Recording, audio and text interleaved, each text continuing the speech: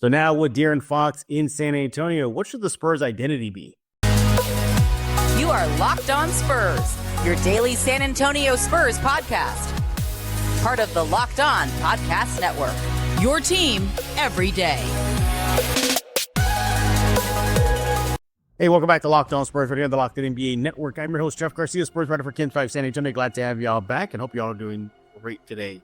As always, we thank you for making Locked On Spurs your first listen every single day, free and available wherever you get podcasts, iTunes, Spotify, Kings 5 Plus app. You know where to go. Go sign up right now. Sign up for the Locked On Spurs newsletter. If you're on YouTube, it's in the description below. There's a link there. It says Locked On Spurs or LO Spurs. Click on that link, and guess what? You get a free Locked On Spurs newsletter that hits your email inbox every single day. What are we talking about today? We're going to be looking at De'Aaron Fox, Victor Wembanyama. Just, moving forward, what should the Spurs' identity be now? And I guess in the kind of somewhat short-term-ish, leading into next season, should this team on the court just be run and gun, just go, go, go, go, go, get that pace going? You got Wemby, you got De'Aaron Fox, you got Castle. Should this team's identity today and this recording be, all right, let's tinker with this. Let's see what we can figure out because the rebuild is not done. So we're going to get into all that and then get into the fan comments. And by fan comments, I mean Sacramento King fan comments. You're going to cry, scratch your head like, well, why? You'll find out in just a few minutes. And these episodes are brought to you by FanDuel. You want to go to FanDuel right now because Super Bowl 59 is here. There's no better way to make every play more exciting than with FanDuel Sportsbook. New customers can bet just $5. And if you win, you'll score $200 in bonus bets. Download the app or head to FanDuel.com to get started.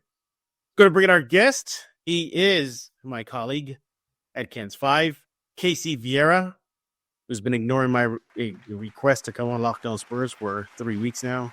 I'm pretty hurt by that, Casey. Welcome back. It has been a minute. I mean, I haven't been ignoring, but it has been insane. Usually, I can't deny that part. I was at fault the other day. So, yeah. Yeah, it's all good. It's all good. Look, you balance. Think about it. You're a son. You're an employee at Kens. You're a father. You're a husband. I get it. Somewhere in there, I have to squeeze in podcast guests. I'm glad you understand. Yeah. Correct. Go ahead. But I need to be more reliable. No, you're fine. But you're very reliable for since I've known you. Even pre-Kens, you've been very reliable. So, but we welcome you back. And what better time to join with kind of this fresh life, this fresh breath, cool air that is at the Spurs, and that is D Fox. Make sure everybody to follow Casey at Casey_Vieira on X. Do that right now. He is the weekend sports anchor at Kens 5 TV, and he'll talk about all that later on this show. But before we get into the meat and potatoes of the show, Casey, just your first overall thought when you heard the news that the D Fox Spurs deal is done. I thought it was a home run, kind of like everybody else. Thought it. I'm not really diverting from what everyone else is saying and feels because that's what it is. I was, again, like everyone else, very much surprised that they were able to keep the nucleus intact. I was very much surprised that of the picks that they gave up, none were the Atlanta ones. And you can make a case that of the four, all of them were, in terms of the ones that have been shopped around the most, that it seemed the ones that did not belong to them. I mean, it seemed like they were the worst of the batch. It clearly just kind of shows that they valued the Zach LaVine part of it that much. Yeah. I thought the Spurs made out like bandits, honestly. I thought it was a fantastic call, or less than fantastic call that the Kings got back. Right. Some solid work from Brian Wright. I mean, that is A+ work there. You can only imagine. Let's just say the Doncic's deal didn't go down. I mean, this probably would have been the headline deal so far. This would have been the big blockbuster deal right now because it's getting overshadowed right now. I mean, I get it. It's LeBron, it's Lakers, it's Luka. What's going on? That debacle of a press conference in Dallas with Nico Harrison. It was horrific. Spurs fans, you want to see folks have fun at the Mavs fan base? Go look at that video of the Mavs GM explaining why and I put that in capital letters, he traded Luka Doncic. But then going back to the D Fox stuff, yeah, I mean, perfect fit. What more can you ask for? Exactly what would be needed. And think about it too. I mean, I think you got a roster space now, so the Spurs can have some fun with that. Bringing in somebody new to the roster because they gave up player wise. And by the way, giving up Zach Collins in that deal, yeah, I mean that's pretty good. So you got Collins and Trey Jones and City. So I think there's an open roster spot. He thinks maybe a big man could be on the road ahead, but who knows? Who knows? We'll get into all that at a future episode of Locked On Spurs. But Casey, you are here because now that it is done, we got to start, looking at the Spurs team in the now and moving forward and the identity. So we know what type of player D Fox is. Quick, fastest guard, considered one of the fastest guards in the NBA. He's Mr. Clutch. He's everything. You're talking about a 3-level score. I say he's beyond that, from shooting from the 3 line, inside the 3 line, at the basket, mid-range, in transition. I mean, this guy is an offensive power here. Defensively, not too bad as well. Led the league in steals a few years ago. But now that he's paired with Wemby, and that this is your 1-2 punch now, and we'll throw in Castle, because obviously, he factors heavily into the rebuild. What do you think the Spurs should go right now? Should they just revamp everything? All right, we got this quick guard. We got Wemby who can probably keep up with him. Let's change this. We are now running gun. Or you think it still needs to be that defense first mentality that the Spurs have been preaching for decades? What do you think? I think collectively, this is it. This is what they're riding with. We've seen for so long, people like to make the punchline on Twitter of every time they stood pat is we like what we got. We like what we got. We like what we got. That's been the punchline for half a decade now, since the Spurs have just been kind of mired in mediocrity, if you will. I am going to say that I like what they have. I like what they have, and I think this is what you roll with right now. I think you have your top 7 player in the league. You have his running mate is a probably borderline top 25 player in the league, and I think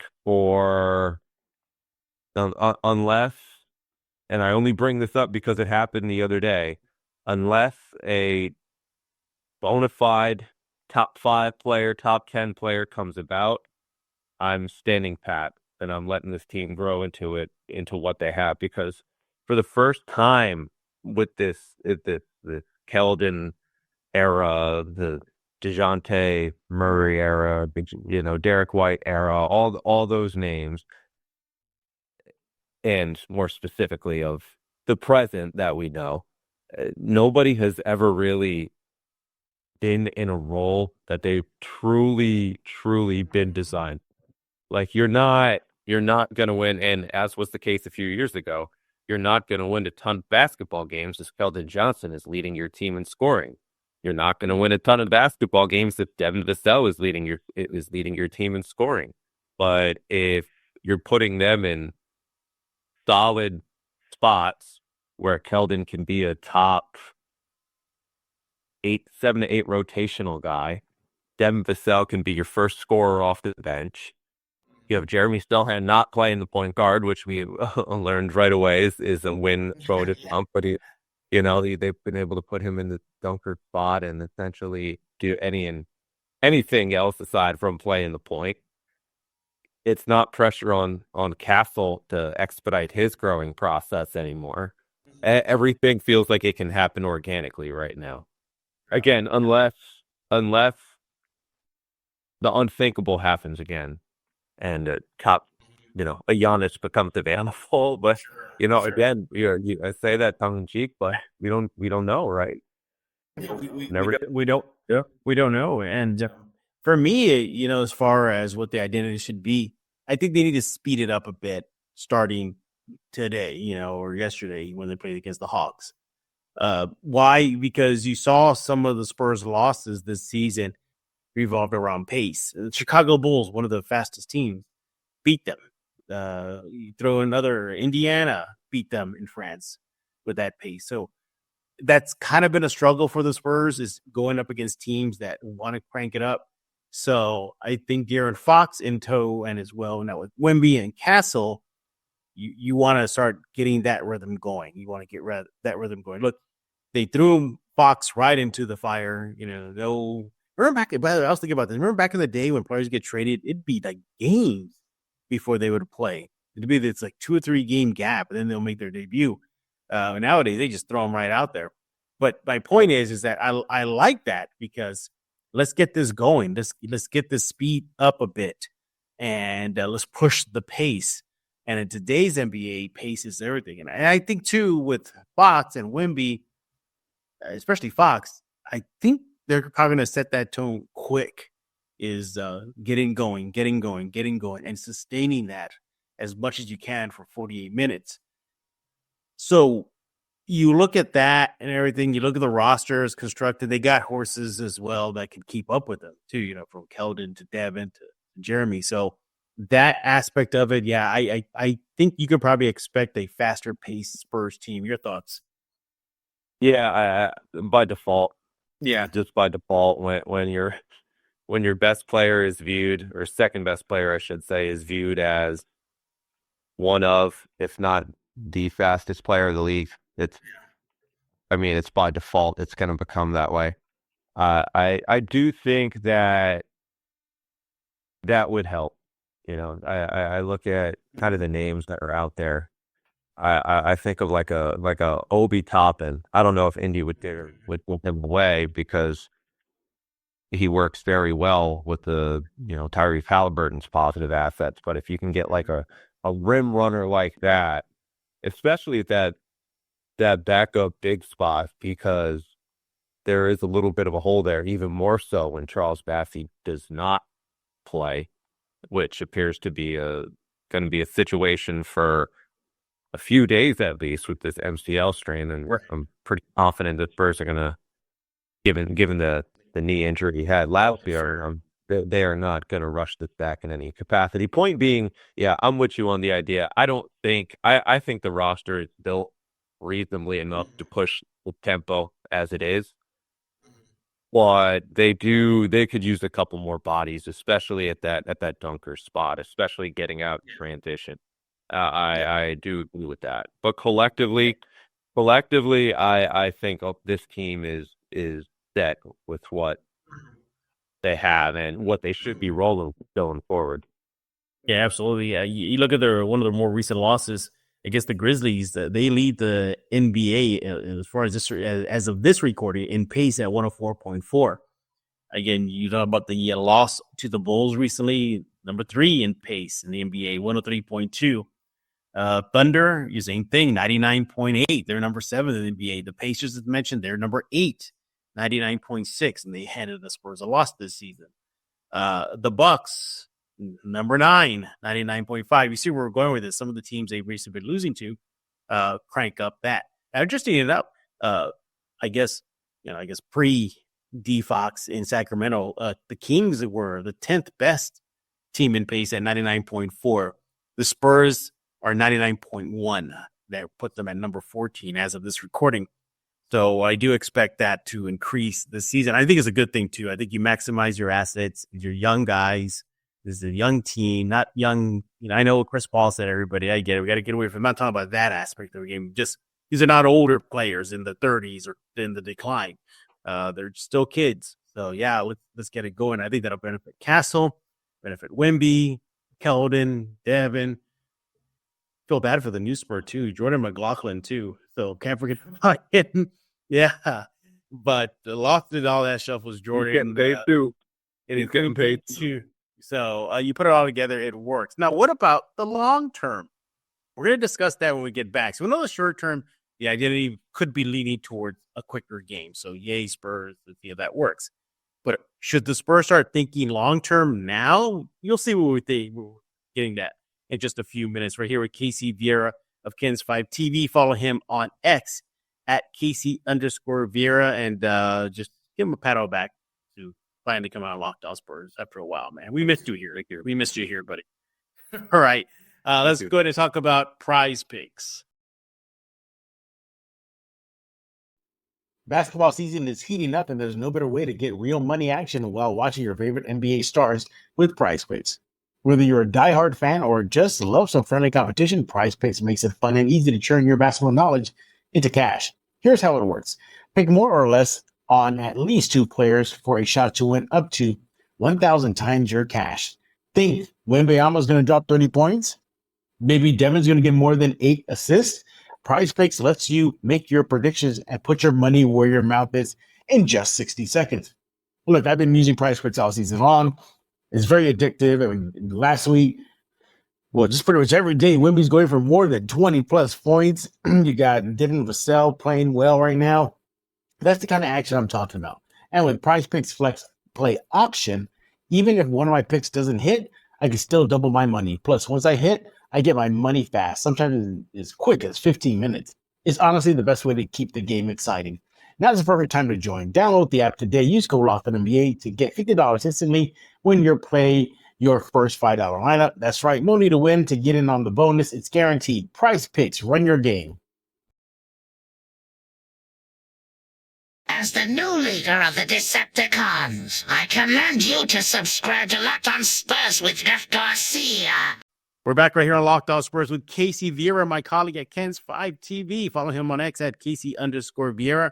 We're talking about D-Fox, the Spurs, and their identity. Now, we talked about more the present, the here and now. What can we probably expect on the court? Well, let's extrapolate that, Casey, and look future forward now. You got your second piece to the rebuild. If all things goes well, Fox should be with the Spurs for quite some time. So you got Wemby and Fox. You potentially have Steph Castle as part of that crew there. We'll see how he pans out as his career unfolds. But should the Spurs already start thinking about their identity pushing forward? And what I mean by that is let's see what we got outside of these 3 players and look at the roster. You got your Kellens, Devin, all those guys right there, Zohan, and start thinking about what pieces fit. And the first thing that comes to mind is, well, I know one piece that ain't going to fit, and that's Chris Paul. Do you think moving forward, this could be kind of a one and done season for Paul now that Fox is here? Yeah, I do. Mm-hmm. I do. And I think that might have been, to be fair, I don't think that's a cause and effect of Fox getting here. I think that's a cause and effect of Chris Paul wanting to go to a place where he, like, to use his words, where he could hoop, because he did not get the chance to do that last year, essentially backing up for the Warriors. And I think getting a chance when he signed up to come here, I think he operated under some pretense, or maybe not pretense, but a possibility that if he played well and the team collectively did not and was out of play-in contention, and I guess theoretically this could still happen because we're not at the deadline yet. And then, hey, who knows? Maybe by this recording, something actually does happen. Right. But he was playing under the assumption that maybe I could get traded to a true contender at the start of the year. And that's not to say that this time next year people won't be viewing the Spurs as a. I mean, it won't be. I would be very surprised if they viewed them as a title contender. But as a playoff team this year, I think we could, or I should say next year, I think we could pretty much feel pretty confident this is a team that will be firmly in the top 10 of the play-in, playoff picture. So, I mean, he might resign if that's his aspirations with this in terms of playing for a legitimate team.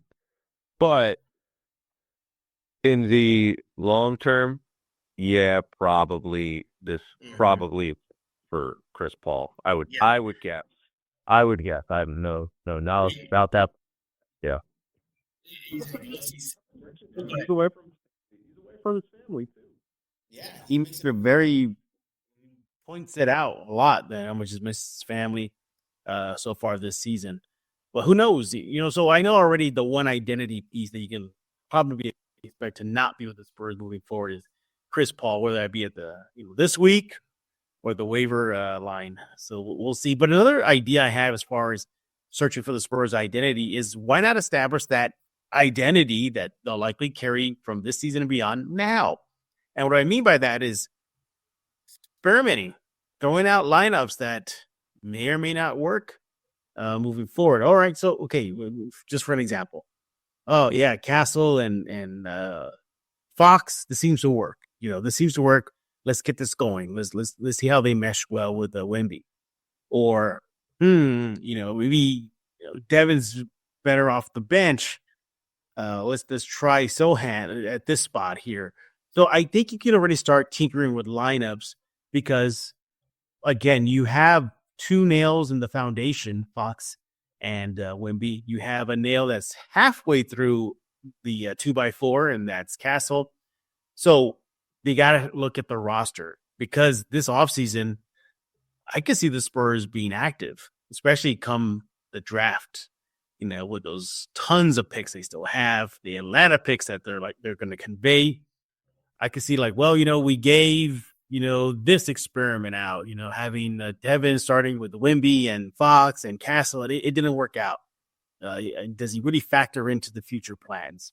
Let's get, if he doesn't fit the identity what we want, maybe find a better home for him. And again, I'm just using Vassell as an example. That's all. Just throw in Keldon's name, sure. So I think that's something they can do in the immediate right now. Your thoughts, Casey? Yeah, I think so. I think another thing that's probably going to happen, and you saw it this year, unless one of theirs of their own, the Hawks picks end up the top three. You saw it this year. I don't think they keep both of them because I think they'll both end up in that 10 to 16 range. I'm guessing. I don't think they'll keep both of them, and I think they'll pretty much do what they did this year, just add a few more assets that they could, go somewhere and find someone who's willing to give up a little bit more in the future with some protections on it and go forward with that. I don't think just because you can't, you have to consolidate at some point or make a move, which they did. And it's very tough at a certain point to go out there, and unless those picks are top 5 picks, to go out there and use a lot of first round capital on roster spots when you already have most of that set. Things could change. You can move pieces, obviously, but there's a lot there that the Spurs, I think, have to work with. And I think that at the end of the day, I don't think this ends with them taking both of those picks.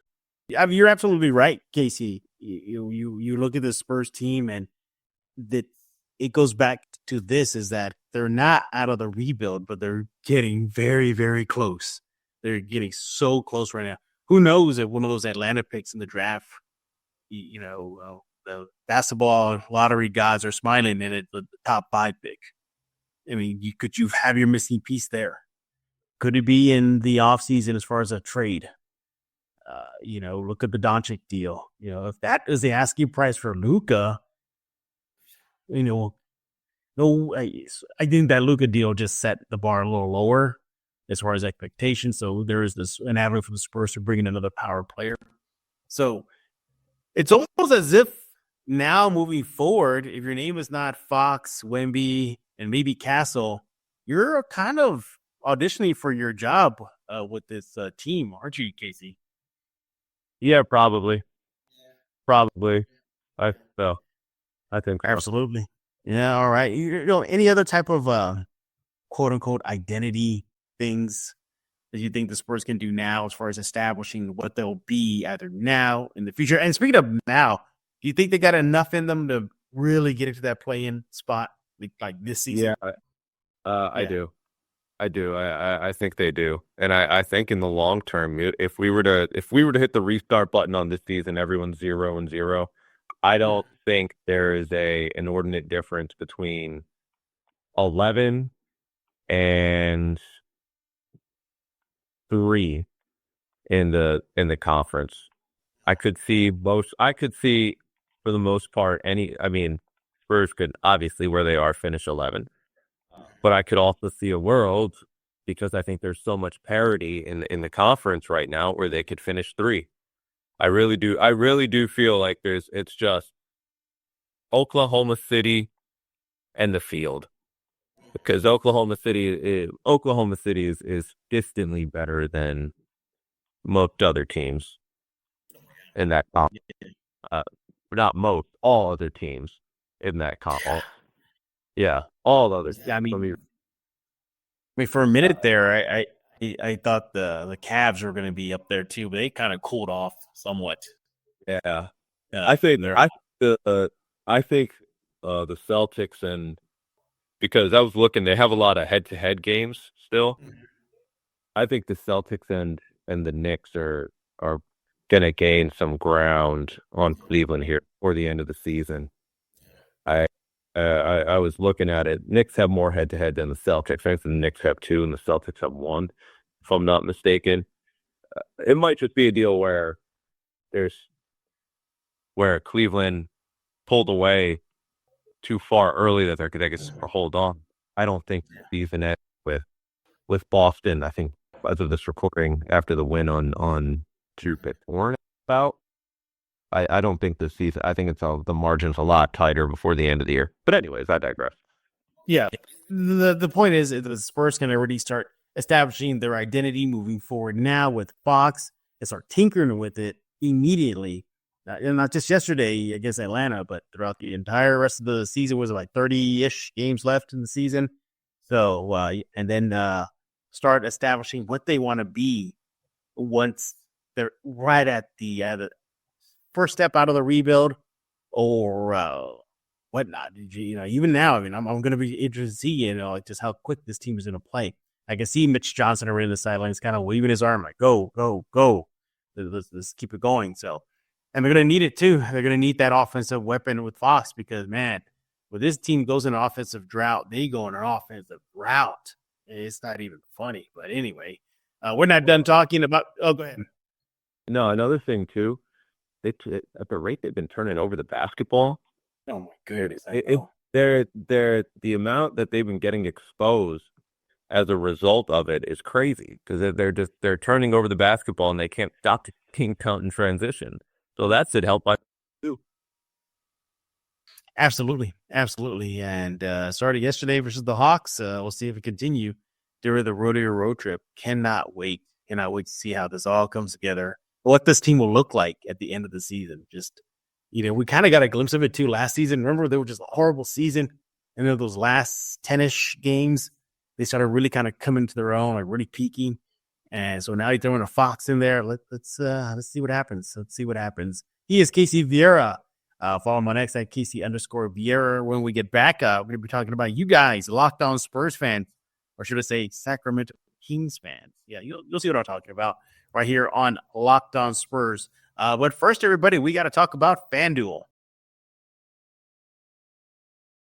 Super Bowl 59 is here. One game, 2 teams, endless possibilities. And there's no better way to make every play more exciting than with FanDuel Sportsbook. Whether it's predicting the first down, calling the MVP, or even betting on the coin toss, FanDuel makes it easy to get in onto the action. With live betting all game long, you can adjust your bets as the game unfolds and feel the thrill from kickoff to the final whistle. The live betting feature lets you stay involved no matter what happens on the field, and the app is super easy to navigate. Plus, knowing that you can place a $5 bet and potentially win $200 in bonus bets for the Super Bowl, that's icing on the cake. Download the app or head to FanDuel.com to get started. Bet just $5, and if you win, you'll score $200 in bonus bets. That's FanDuel.com. Bet with FanDuel, official partner of Super Bowl 59.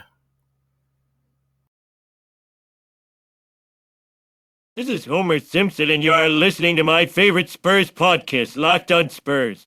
Donuts. We're back right here on Locked On Spurs with Casey Vieira, my colleague at Kens5 TV. Follow him right now at Casey_Vieira on X. All right, Casey. So we got some invaders, Sacramento King invaders on the Locked On Spurs YouTube page. And boy, they're not too happy, Casey. They're not happy. Not happy. I would not be happy neither. Yeah. So we'll pick one Kings fan comment and then we'll get one Spurs fans comment and I'm trying to find a good Kings comment here just to sum up the sentiment from the Sacramento fan base. So I have one here. So this is from Sacramento Kings fan. I don't think this is the name of these. It's just a bunch of letters and strung together. It's GNVTWHP 1218. So that's the person's name that they left on the YouTube page on Locked On Spurs. He says, or she says, the person says, one last thing, Spurs fans. Kings won the trade. They got out of the Fox business. Kings still have Monk. Monk is capital letters better than Fox. Kings played capital letters better with Monk playing point guard. Doubling Fox's salary from $35 million to $60 or $70 million doesn't mean that Fox is a better player. It means you have an expensive, overrated player now. So go ahead, give Fox his new $280, $90 million contract. He'll be 29, 28 years old. His helpful skills will decline. His low basketball IQ won't help him. Kings won the trade. Kings kept the better low-cost point guard. Wow, he sounds a little upset, or she, or this fan sounds upset, Casey. I wonder if that sentiment would be the same if Stephon Castle was a Sacramento King right now. That's what I have to say to that. I mean, I don't think Spurs fans are anticipating that they got Steph Curry in return, right? I hope they know that. All right, well, yeah, that's the other thing. I hope not. I think they know that Fox does have his flaws. He's not an elite 3-point shooter. Sounds like the decision is not great at times, but at the same time, he has never been in a role that he's in right now, being a number 2 option to a top 7 player in the league. So will that, especially, you know, a guy in Victor who does a good job of masking a lot of people's flaws, whatever which way it is. Sure. I'm not saying Fox will take an inordinate step here, and I'm sure just because this is how it always works, Fox will annoy a lot of Spurs fans here on his off night. Oh, you know, terrible. He needs the shot. I mean, Victor. There's a contingent that kills Victor. They crush Victor for turning the ball over too much in his shot selection. Right. So there will be a contingent that's not particularly thrilled with Fox at times. But I think most will, especially given the way the past few years have been, I think they'll be all right with the mishaps that do come between. Yeah. And I was listening to one of the Locked On West Squad's show, and the Sacramento Locked On and Sacramento Kings host brought that up, saying, yeah, there's some Kings fans that think that Monk is better than Mr. Fox. I was like, what is going on here? And I looked at the YouTube page and things are kind of lining up. Yeah, I mean, apparently this, and I don't know if this is just our grapes. Everybody's kind of poking fun at the Sacramento Kings right now. What are y'all thinking? Not a Keldon, not a Vassell, not even ATL's first round pick. The Spurs own nothing. That's what you gave up for Fox. So it could be a little bit of that. By the way, that Sacramento fan wasn't even done. I just read you like 1/3 of the comment here. I mean, I'll finish it off here. It says, okay, blah, blah, blah, blah. It goes, or you'll think back and say Fox really is an overrated, expensive wannabe sub-star third option player. Laughy face emoji. So, wow. So disgruntled Kings fans are invading Locked On Spurs. So make sure you go to their Locked On Spurs YouTube page and defend the Spurs honor, the new Spur Fox's honor. So yeah, as far as my thoughts on this is, let it play out. Let it play out. One thing that's hugely different is there's playing with Sabonis, and then there's playing with Wemby. So Right. that is really going to help Fox perhaps not be that subpar star that this Kings fan is thinking. Maybe this might help him blossom to become the next step in his NBA evolution. All right. Let's continue on with some Locked On Spurs fan comments. And we're going to get into a Spurs fan comment right here. So let's go start off. Yeah, let's go with this one. This is from @TimeMachine7773. This person says, can we get a center to be a muscle for Wemby and also be just consistent when Wemby is off the court? That's kind of been the talk of the town lately is, okay, you got your now PG, guard with Fox. Spurs, Wemby, yeah, he needs help. There's only so much Bassi can do. There's only so much Mamu can do. There's only what Sohan can do. So what do you think about that? Do you think that's the next piece, the next logical step in this rebuild is quality backup bigs? Yeah, I do. It's been a vulnerability with this team past 2 years. They thought it with Collins. Bassi's a nice player on the defensive end, is very, very limited on the offensive side. I think that's the next thing they got to be in the market for, if not by the end of the deadline. Yeah. What do you, I was going to ask you, what do you think about a guy like Mo Bamba? Mo Bamba is not even employed right now, right? Nope. I'm not mistaken. Didn't you just get released after the Clippers trade the other day? Yep. He is. I mean, we're worth a flyer. If it pans out.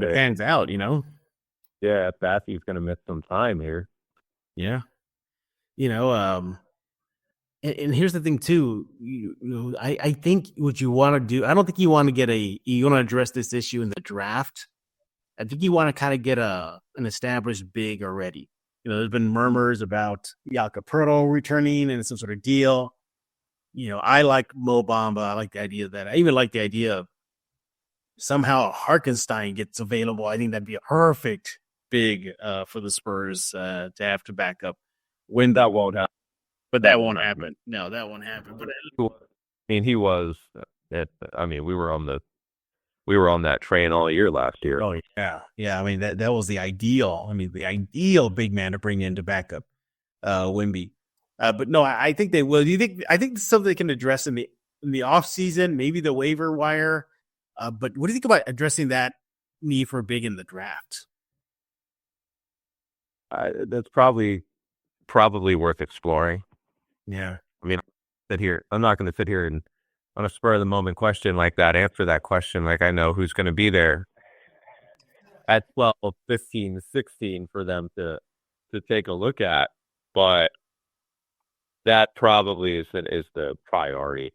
Yeah, absolutely. That probably he is Casey Vieira. By the way, everybody, we thank you for leaving those comments. And yes, you too, Kings fans, keep them coming at the Locked On Spurs YouTube page. We're heading up right up against the clock right here. So I want everybody to know to let Casey know your thoughts about his takes on today's episode by following him on X at Casey_Vieira. He is the weekend sports anchor for Ken's 5 TV. And he's always catching up on all things, not just Spurs, but from, Super Bowl. The big game is here. So Casey will be all over that. And college basketball is starting to amp up. It'll now be full-time NBA now that NFL is going to be wrapping up soon. So you got a lot on your plate, Casey. I do. No, you got to show love to. What's that? UTSA women's basketball. As of this reporting last night, moved to 19-3 on the season, first place in the conference. With Spurs out down the entire month, worth checking out. Yeah. There you go. See, San Antonio. Go support UTSA's women basketball right now. See, leave it to Casey to remind everybody, it's not just the Spurs in town. There's other quality sporting events you should take in, like UTSA women's basketball. Casey, we appreciate you. Don't be a stranger no more. We don't like it. I don't like it. Don't be a stranger. We love having you on. Again, follow him on X at Casey_Vieira, And we thank y'all for making Locked On Spurs your first listen every single day. Free to go wherever we get podcasts, iTunes, Spotify, Kensby, Plus app, YouTube. Subscribe to the Locked On Spurs newsletter. You're watching on YouTube right now. Click the description below. You'll see the link. It literally says LO Spurs newsletter link. Click on that. It's completely free. Sign up right now. We'll be back tomorrow with a special guest. Yeah, special guest. So tune in for that as we continue talking about the Spurs all season long. So for Casey Vieira, I am Jeff Garcia. We're going to put a lock on this episode of Locked On Spurs.